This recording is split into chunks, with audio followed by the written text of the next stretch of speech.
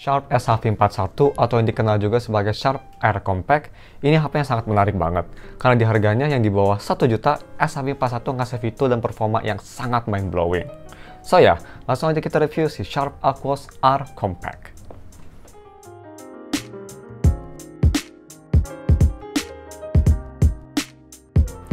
Halo guys, nama gue Stefan dari StefTech dan mari kita langsung aja review si Sharp Aquos Air Compact. Tapi sebelum kita masuk ke reviewnya, video ini disponsori oleh Naderu Store, toko casing dan aksesoris anime lainnya yang punya harga murah, berkualitas, dan desain yang beda dari yang lain.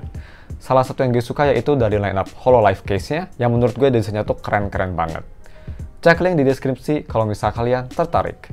Tapi balik lagi ke reviewnya, yang pertama as always mari kita bahas dulu harga dan speknya. Jadi untuk harganya sekarang tuh 50.000 lebih murah, sekarang cuma 850.000 aja, yang varian RAM 3GB dengan internal storage sebesar 32GB yang support 1 SIM plus 1 microSD secara bersamaan. Seperti biasa kalau kalian beli HP-nya gue bakal taruh linknya di deskripsi.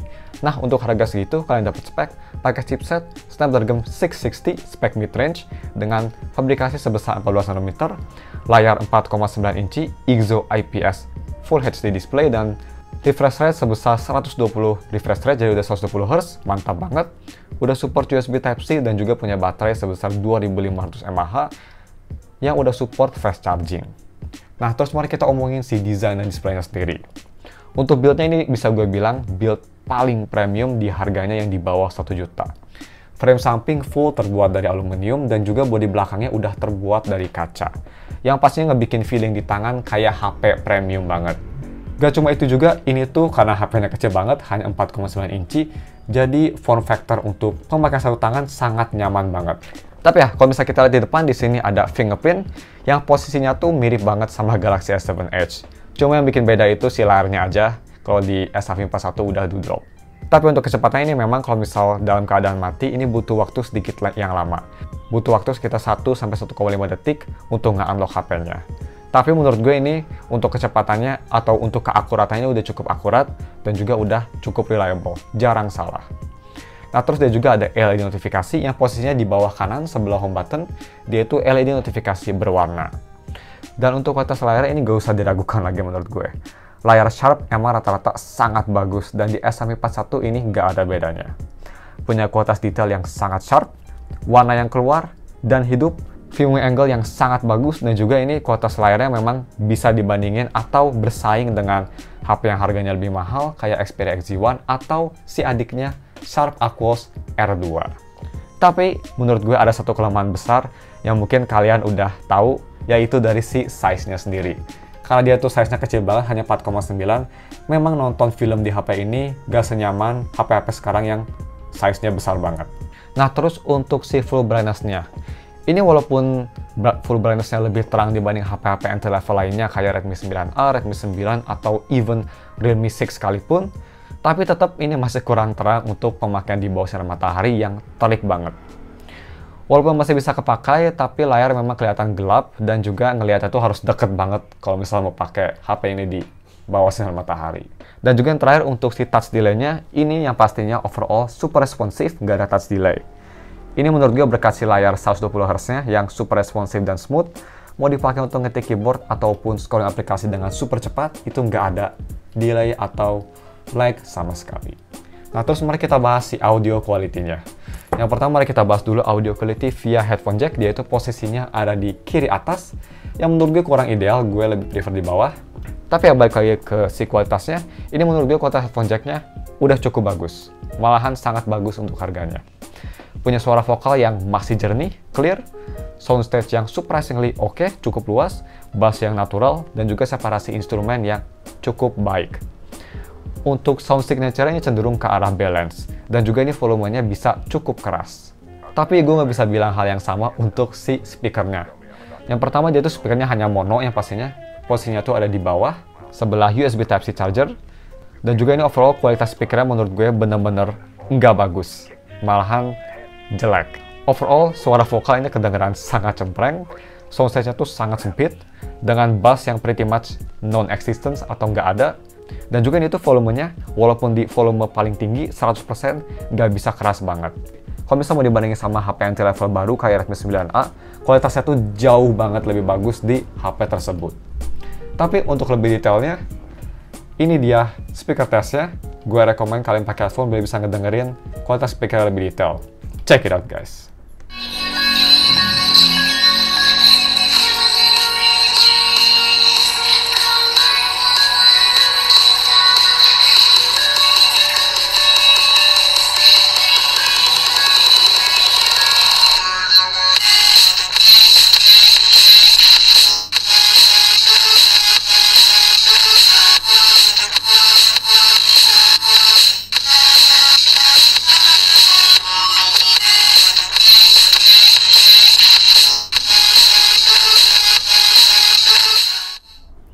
Next, mari kita bahas si kamera quality-nya.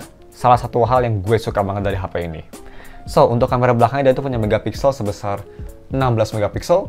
Dan kalau misalnya kita flip ke depan, di sini ada front kameranya yang punya megapiksel sebesar 8 megapiksel yang bisa nge-record video sampai resolusi 1080p di FPS 30. Dan ya untuk kualitas main kameranya, ini gue bisa bilang sudah sangat bagus. Malahan ini super impresif banget. Gue bisa bilang ini bisa ngalahin HP yang harganya 2-3 kali lipat lebih mahal, mau itu HP second ataupun HP baru sekalipun. Gue bener-bener impress. Overall gambarnya punya warna yang natural dan hidup, detailnya pastinya super sharp berkat 16 megapikselnya, kontras yang sangat bagus, dan juga ini yang sangat gue suka banget, gue impress banget, yaitu kualitas dynamic range-nya. Ini tuh bener-bener bagus banget dan sangat detail, walaupun gue coba tes ngambil di kondisi yang susah sekalipun, kayak landscape yang di danau, itu masih kelihatan si ketajamannya. Sangat impresif. Cuma, semua itu menghilang saat dipakai untuk ngambil foto di malam hari. Karena nggak ada dedicated night mode, jadi memang kualitas gambar kurang bagus. Gambar kelihatan gelap dengan detail yang soft, noise yang cenderung yang banyak, dan juga ini kadang-kadang suka susah fokus kalau misal di malam hari. Tapi ini untuk kualitas selfie-nya atau kamera depannya udah cukup oke kok. Dan bisa bersaing dengan HP entry-level kayak Redmi 9A atau Redmi 9 sekalipun. Entry-level zaman sekarang. Dia itu punya kualitas gambar yang cukup detail dengan warna yang natural. Dan juga ini yang gue suka karena ini tuh lensanya lumayan besar atau lumayan wide. Jadi bisa ngambil landscape yang lebih luas dibanding HP biasanya. Dan untuk si video recordnya, kalau misalnya kita ke kamera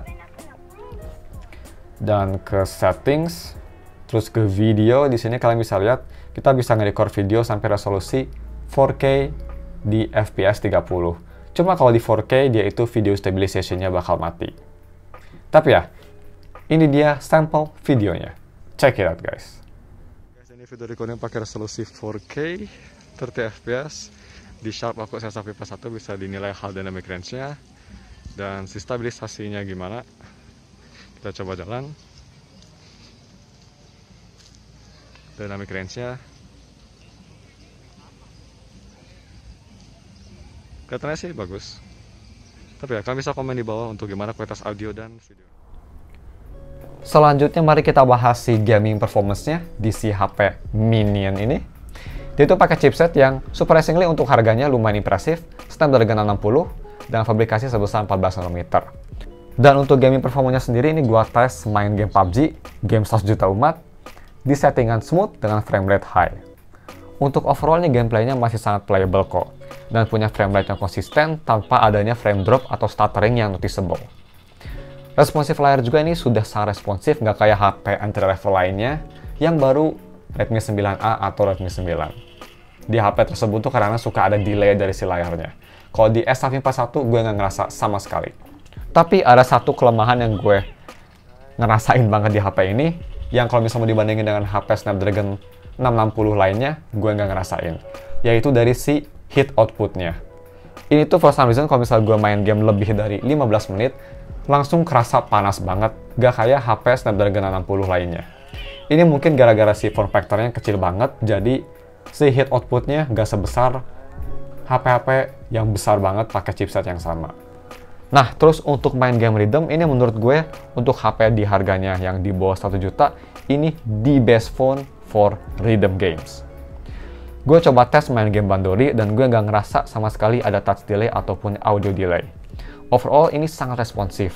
Ditambah lagi dengan layarnya yang mini, jadi kalau misal nge-reach note lagu ini jauh lebih gampang dibanding layar HP yang besar. Ya untuk overall ini gaming experience-nya menurut gue walaupun cepet panas, tapi masih sangat enjoyable dan bagus kok untuk harganya. At least nggak kayak HP-HP yang harganya mirip, kayak Sony Xperia Z5 yang itu mah pretty much microwave di dalam casing HP. Tapi ya, mari kita langsung aja moving on ke si UI experience-nya.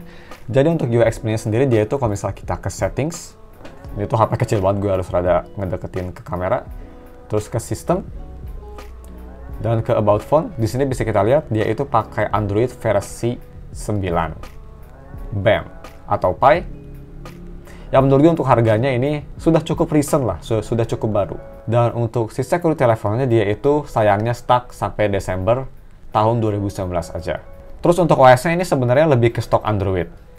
Ini salah satu yang gue suka banget dari Sharp juga, dia nggak punya OS sendiri, dia hanya ngasih stok Android. Yang personal, gue bener-bener favorit banget. Ditambah lagi dengan layar 120Hz-nya, ngebikin experience jadi kayak HP flagship walaupun pakai chipset mid-range. Oh ya, speaking of 120Hz, ini tuh salah satu yang sayangnya gue nggak bisa liatin di kamera karena gue hanya nge-record sampai 60 fps aja. Ini tuh jauh lebih smooth dibanding layar 60Hz. Walaupun pakai chipset mid-range kayak Snapdragon 60, tapi ini performanya masih sangat konsisten. Gak pernah drop dari 120Hz. Tapi ya, balik lagi ke UI experience-nya, ini overall untuk pemakaian sehari-hari masih sangat bagus. Gue coba pakai untuk nonton video, multitasking, dan juga launch aplikasi. Semua masih kerasa sangat cepat dan juga sangat smooth berkat layar 120Hz dan juga chipset Snapdragon 60 yang masih bisa bertahan di tahun 2020 sekalipun. Jadi ya, untuk harganya menurut gue ini sangat bagus banget UI experience-nya. Dan untuk si DRM infonya, kalau misal kita ke DRM info, BAM di sini bisa kita lihat dia udah support Widefine L1. Jadi kalau misal kalian mau nonton Netflix atau streaming service lainnya bisa langsung di resolusi yang paling tinggi. Kalau di HP ini bisa sampai 120Hz, dan nggak cuma itu juga, kalau misal film kalian support HDR, HP ini juga udah support HDR10. Jadi ngebikin kualitas gambar lebih bagus dibanding tanpa HDR. Oke, untuk yang terakhir mari kita bahas si battery life-nya. HP sekecil ini emang baterainya tuh mini juga, hanya 2500 mAh, tapi at least udah support fast charging. Dan untuk ketahanan baterainya ini untungnya walaupun baterainya kecil, tapi karena HP-nya juga mini, jadi battery life-nya masih cukup oke. S-Saving41 bisa tahan 1 hari penuh, dengan screen on time sekitar, kalau misalnya kita ke album, gue udah screenshot, BAM, screen on time sekitar 5 jam 21 menit dengan sisa baterai sebesar 20%. Untuk pemakaian gue yang as always, enteng, hanya sosial media dan nonton video aja.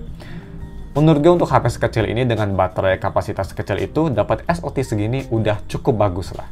Dan untuk si charging speednya gue ngecas pakai charger fast charging 18 watt. Dari 20% sampai 100% itu hanya butuh waktu sekitar 1 jam 24 menit dan 30 menit ngecas bisa sampai 65%. Jadi untuk charging speednya ini menurut gue udah sangat cepat. Tapi ya mungkin cuma segitu aja reviewnya dan langsung aja kita ke si konklusinya.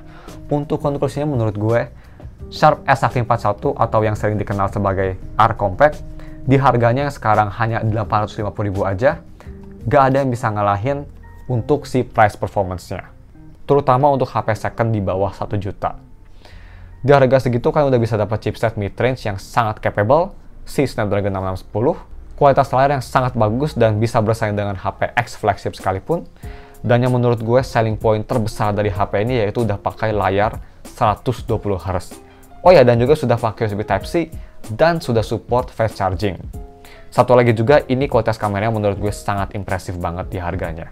Tapi nggak semua positif, ada 2 kelemahan besar yang mungkin bikin kalian mikir 2 kali. Yaitu pertama dari si kapasitas baterainya yang kecil, hanya 2500 mAh, jadi memang cepat habis. Dan yang kedua yaitu dari size-nya yang tidak semua orang suka. Karena sekarang tuh kamarnya tuh kan HP-HP zaman now, size-nya di atas 6 inci, mungkin kalian bakal harus adaptasi lagi kalau misal mau pakai HP ini yang hanya 4,9 inci aja. Tapi kalau misal kalian nggak peduli sama hal yang tadi gue sebutin, untuk harganya sih ini gue jamin kalian nggak bisa nyari HP lain dengan price to performance terbaik kayak si S-Saving41 ini. Dan yang pastinya gue sangat rekomen HP ini, gak cuma buat HP utama, tapi juga buat kalian yang lagi nyari HP secondary buat foto atau HP backup sekalipun. Ini menurut gue sangat worth it. Dan seperti biasa, kalau kalian ingin langsung beli HP ini, gue bakal taruh link pembeliannya di deskripsi. Tapi ya, cuma segitu aja videonya. Mohon maaf kalau misalnya ada kesalahan atau ada fitur yang kelewat. Kalau misalkan ada pertanyaan atau ingin ngasih saran, gue mau nge-review HP apa selanjutnya atau gadget apapun, tinggal DM gue aja di @steptech. Jangan lupa like dan subs. Thanks for watching. We'll see you in another review. Bye.